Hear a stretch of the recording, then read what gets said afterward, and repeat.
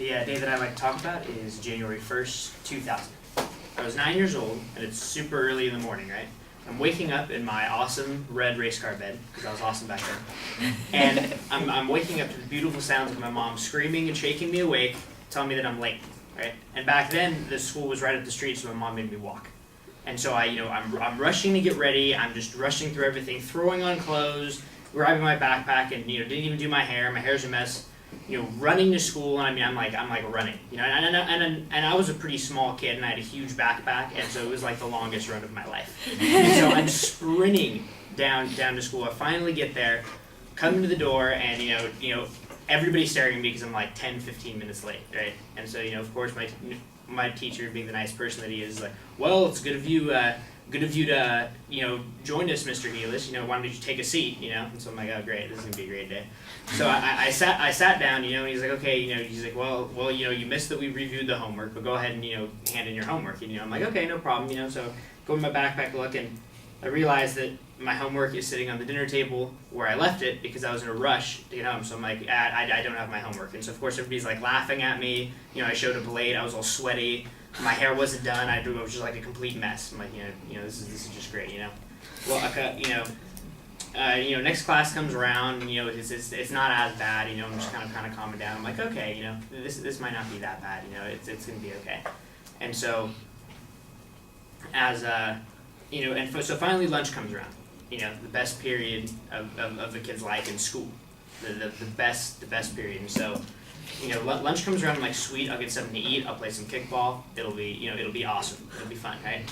Go in my back. I'm like, sweet, open up, go to grab my money, and my money that my mom told me to put in my backpack the night before, didn't put it in my backpack. And so I'm just like, great. So now I'm hungry. I don't feel like playing kickball because I'm exhausted. I just ran like, in my mind, I ran like a marathon, being 9 years old with a giant backpack. And so, I'm like, great. And not only that, but like I get called to the office 15 minutes into lunch.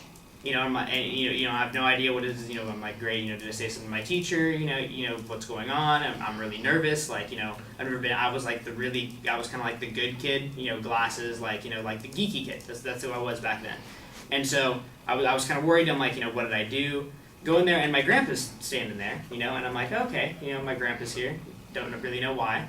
And and he comes up and he's like, I'm here to pick you up. Your mom just went into labor. She's having her little brother a little bit earlier than we expected. But everything's going good. So I'm like, so of course now I'm super nervous because we're on the car ride there. I'm thinking in my head. I didn't really come to terms with being an older brother, even though we talked about it. I didn't really know what to expect. I was really worried. And we're on our way, and all of a sudden I'm at the hospital. Like, I just zoned out for the entire car ride. Like, I'm sure my grandpa was talking to me, but I was just like, thinking about all these different things. So we finally, I walk in, and my mom had already had the baby. She had a C-section earlier that morning, and so, I look at my mom, look at my dad, and finally they just hand me my little brother, and I just look at him, and everything that that was bad that happened that entire day just kind of went away in that moment. Like, I just fell in love with this little wrinkly little football looking dude, this giant head and this little tiny wrinkly body, and and it just changed my life from then on. It was just like I wasn't living for myself anymore. My grades started going up. I just really wanted to make my little brother proud from then on.